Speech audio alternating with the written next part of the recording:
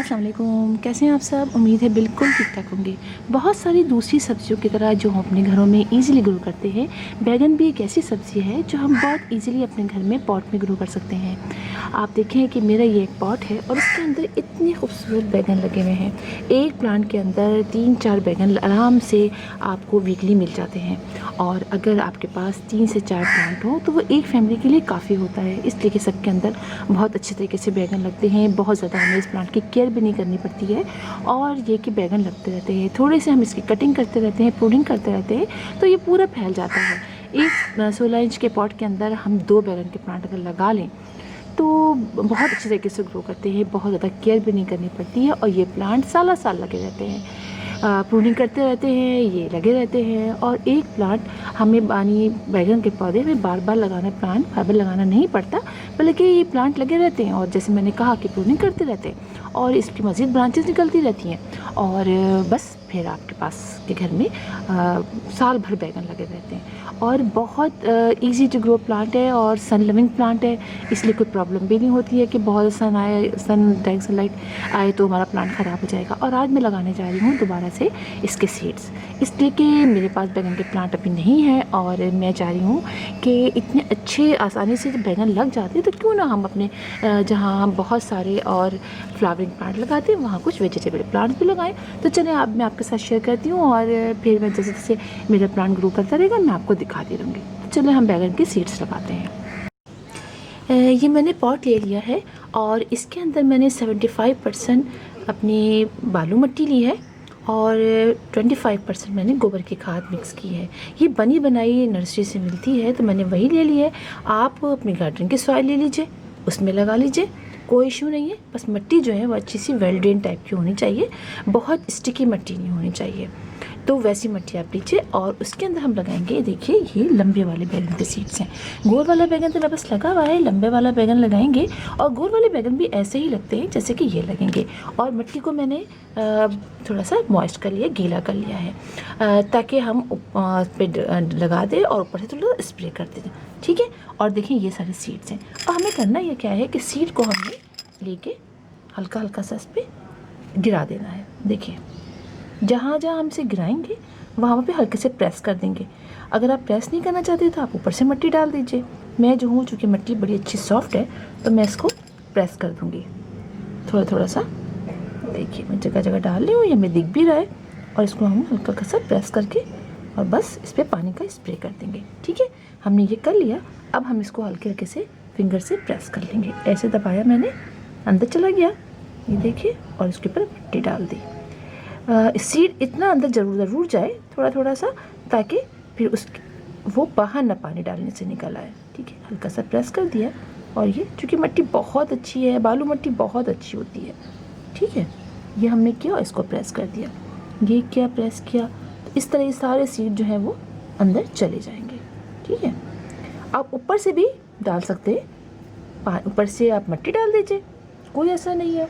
देखिए ऐसे करके मैंने ऐसे डाल दिया, ऐसे करके ऐसे कर दिया। जिस तरीके से आप सीड लगाते हैं बस अब दिखने नहीं चाहिए, इसमें सीड जो है ना वो दिखने नहीं चाहिए।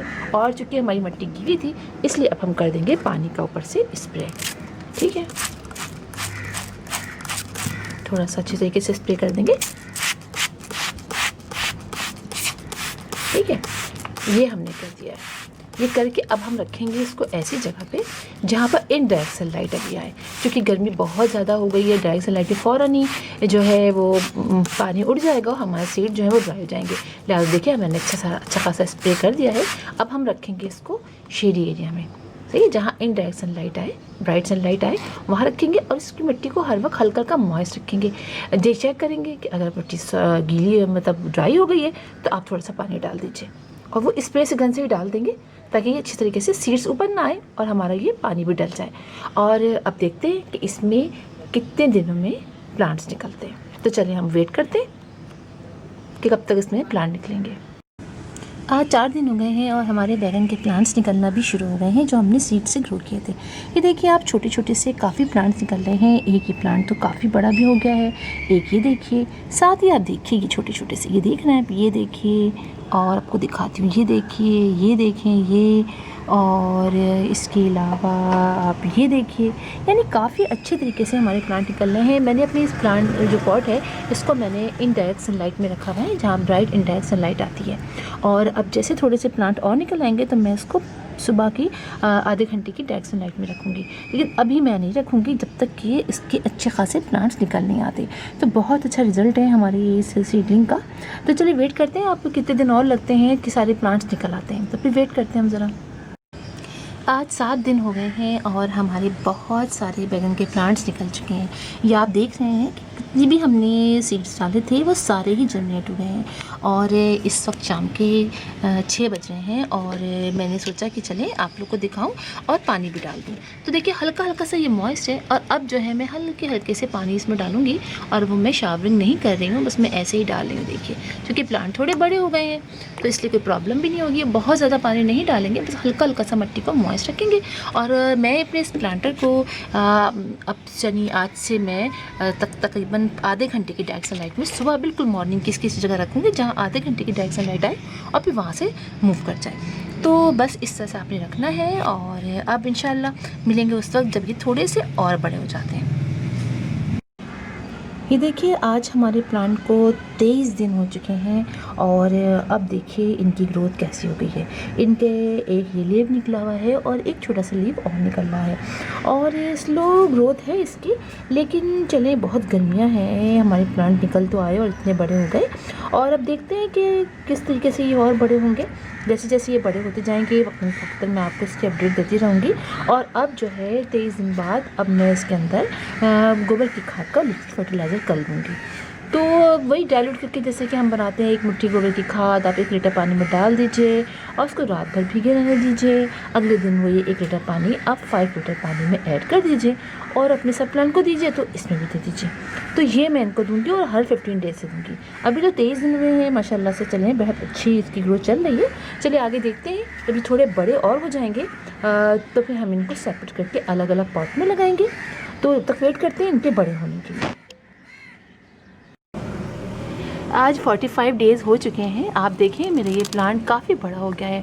बहुत ज़्यादा गर्मियाँ बीच में पड़ी तो इसके काफ़ी प्लांट्स यहाँ से सूख गए, लेकिन फिर भी हमारे ये जो हैं वो 6 प्लांट बच गए हैं। और अभी भी थोड़ा से आसार बाकी हैं इसमें गर्मी के। हालांकि मैंने काफ़ी इसको एहतियात से रखा, सिर्फ 2 से 3 घंटे की डायरेक्ट सनलाइट में रखा, लेकिन उसके बावजूद काफ़ी इसके लीव जो है वो बर्न होने लगे। तो आज हम इनको शिफ्ट करेंगे और बड़े पॉट में, इसलिए कि अब ये काफ़ी बड़े हो गए हैं। और इस दफ़ा मैंने जो पॉट लिए हैं वो सारे वो पॉट लिए हैं जो आप समझ देखिए 3 पॉट लिए हैं जिसमें पहले से प्लांट लगा हुआ था। और मैंने प्लांट इसका दूसरे एक और बड़े पॉट में शिफ्ट कर दिया और ये मिट्टी जो है वो उसी उसमें से दूसरे पॉट से भी मैंने शामिल कर लिया, यानी हम अपनी पुरानी मिट्टी को यूज़ करेंगे। और ये जो 2 पॉट नीचे है इसमें पिटूनिया के प्लांट्स थे सर्दियों के, तो वो जब ख़त्म हो गए तो मैंने ये दोनों पॉट रख लिए थे। तो इस मिट्टी को हमें करना क्या है, चूँकि ये मिट्टी पुरानी है तो इसको हम थोड़ा सा बेहतर करेंगे। सबसे पहले हम इसको अच्छी तरह से गुड़ाई कर लेते हैं ताकि ज़रा जो कुछ अगर पत्थर वत्थर कुछ हो तो वो निकल आए। और इसको भी कर लेते हैं अच्छी तरीके से, ये सब सही है। और अब इसकी बारी है, इसको ज़रा बड़े वाले में इससे कर लेती हूँ, इसलिए कि हो सकता है नीचे कुछ पत्थर हो, कुछ पुरानी चीज़ें हों, जो इसलिए कि मैंने पुरानी मिट्टी ना सारी इसमें जमा की थी और कुछ जो है इसमें पुराने पॉट की अपनी ओरिजिनल मिट्टी थी। बड़ा प्लांट निकाल लिया था मैंने इसे थोड़ा। ये देखिए कई प्लांट्स की मिट्टियाँ मैंने इसमें जमा करके रखी थी। ये बिल्कुल ठीक है।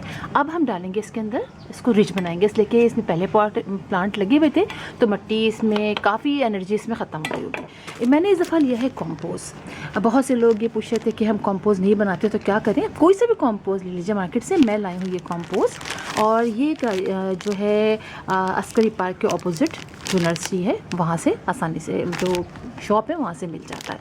इसके अंदर हम थोड़ा सा कंपोस्ट शामिल करेंगे। कंपोस्ट बेहतरीन चीज़ है, हम इसको घर में बनाते हैं, लेकिन जो लोग नहीं बना पाते तो ये मैंने उनके लिए लिया है कि उनको दिखा सकूं कि इसमें अब आप कितना डालेंगे। समझिए 1 मुट्ठी आप इसमें डाल देंगे और इतना ही थोड़ा थोड़ा सा इनके अंदर भी डाल देंगे ताकि हमारे जो इनके प्लांट हैं वो बहुत अच्छे से ग्रो करें। इसके बाद हम 15 डेज़ से अपना लिक्विड फर्टिलाइज़र जो डालते हैं गोबर की खाद का या आप जिसका भी ऑर्गेनिक बनाते हैं आप उसका डालिए। अब हम इनको इसके अंदर थोड़ा मिक्स कर लेंगे।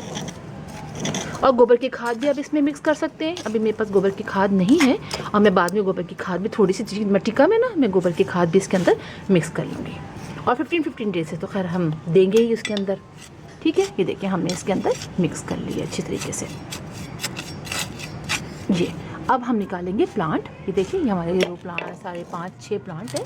और मैं इसको एक प्लांट तो इसी में छोड़ दूंगी, 2 इसमें लगाऊंगी और एक इसमें लगाऊंगी, 2 छोड़ दूंगी और वो मैं लगाऊंगी शॉपर्स के अंदर। इस दफ़ा मैं शॉपर्स के अंदर चाह रही हूँ कुछ प्लांट्स लगा के देखती हूँ वेजिटेबल कि वो कैसे ग्रो करते हैं। चलिए इसको हम निकालते हैं ऐसा ऐसा करके। पहले इसको अच्छी तरह साइड से हम कर लेंगे ताकि हमारे रूट्स जो है ना वो डैमेज ना हो। क्योंकि सीज़न अच्छा चल रहा है, रेनी सीज़न चल रहा है, हमारे यहाँ कराची में भी बारिश हो रही है, हल्की हल्की सी फुहार तो पड़ ही जाती है, तो उसकी वजह से हल्का हल्का सा ऐसे मारेंगे ताकि। अब अपनी फिंगर्स को ऐसे रखिए इन प्लांट्स के दरमियान में ऐसे, और इसको ऐसे करेंगे तो ये देखिए ये हमारी मिट्टी निकल आई है। अब हम इसको ईज़िली आहिस्ता आहिस्ता करके हल्का हल्का सा, ताकि रूट्स हमारी ना ख़राब हो। इस पूरे को हम पानी में भी डाल के रख सकते हैं और तो रूट्स खुल सकती हैं, लेकिन मैं इसको ऐसे निकाल रही हूँ, पानी में नहीं डाल रही हूँ, बहुत आहिस्ते से। ये देखिए मिट्टी चूँकि हमारी बहुत अच्छी थी, इसलिए देखिए ये ईज़िली हमारा ये प्लांट निकल आया है। अब आप इसमें गैप कीजिए, चाहें तो थोड़ी सी मिट्टी आप इसको निकाल भी सकते हैं। यहाँ से थोड़ी सी मिट्टी निकाल के इसी में डाल देते हैं और अपना ये प्लांट इसके अंदर हम लगा लेंगे। ठीक है, इसको वापस डाल लीजिए इसके अंदर, थोड़ा सा प्रेस कर लेंगे, थोड़ी सी मिट्टी इसमें से ले लेंगे और इसको चारों तरफ डाल के इसको लगा लेंगे।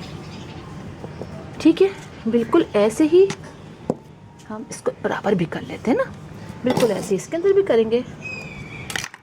इसमें से एक और कोई भी ले लेते हैं प्लांट, बहुत आहिस्ते से, रूट्स बिल्कुल डैमेज ना हो।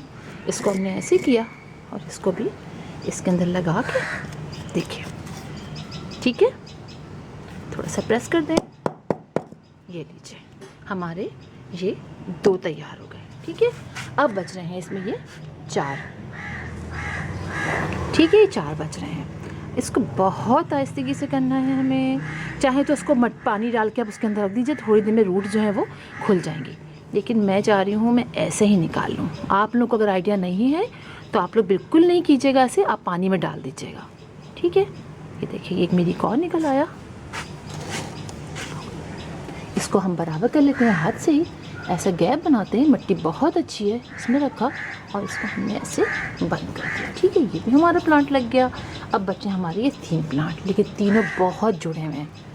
देख रहे हैं आप तीनों कितने कंजस्टेड हैं। तो इसके लिए अब मैं सोच रही हूँ इनको मैं, ये देखिए आप वाइट मिलीबग का अटैक भी हो जाता है इसमें, ये देखिए इस तरह से इसको हाथ से आप ऐसे कर लीजिए। इसके बाद आप नीम ऑयल का स्प्रे कर लीजिएगा। ये तीनों अलग नहीं हो सकते। अब मेरा इरादा कुछ चेंज हो गया है, मैं वापस इसको निकाल रही हूँ और ये तीनों इसमें लगा रही हूँ। ठीक है, इसलिए कि देखिए ये तीनों अगर हम ऐसे नहीं करेंगे तो हमारा ये प्लांट हो जाएगा ख़राब। तो हम ये तीनों प्लांट बेशक इसमें ऐसे लगा देते हैं, कोई ऐसा बात नहीं है। और जो बल्कि एक काम करते हैं, ये प्लांट जो है थोड़ा सा ख़राब लग रहा है, ठीक है, इसको निकाल देते हैं और ये 2 लगा देते हैं। इसको मैं बिल्कुल नहीं टच कर रही हूँ, इनको दोनों को साथ साथ लगा देंगे। बस इसमें ये 2 प्लांट ही इस पॉट में रहेंगे। ये मेरा 16 इंच का पॉट है। ठीक है, ये हमने लगा दिया। और जो ये एक बचा है वो एक तो ख़राब है बिल्कुल, देखिए ये तो बहुत सूखा सा हो रहा है, इसको हटा दें। अब ये जो बचा है इसके अंदर हम वापस सारी मिट्टी जो है वो भर लेते हैं।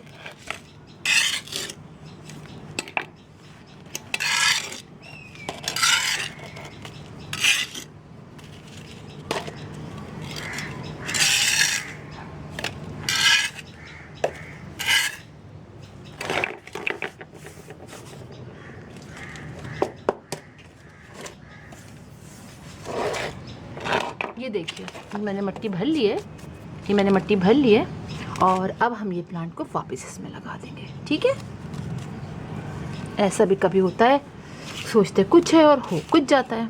चलें, ये हो गया। अब हमारे ये जो है ये 3 चारों लग गए हैं। अब हम इनके अंदर डाल देंगे पानी। बस अब इनको हमें रखना है 3-4 दिन। हम इसको रखेंगे ऐसी एरिया में जो ज़रा सा शेडी हो, जहाँ ब्राइट एंड डायरेक्ट सनलाइट आए, लेकिन डायरेक्ट सनलाइट अभी ना आए। 2-3 दिन, बल्कि 2 दिन या 3 दिन रखेंगे, उसके बाद ग्रेजुअली हम इसको धूप में लेके चले जाएंगे, इसलिए कि ये प्लांट धूप में अच्छी तरह ग्रो करता है, इसको डायरेक्ट सनलाइट की ज़रूरत होती है।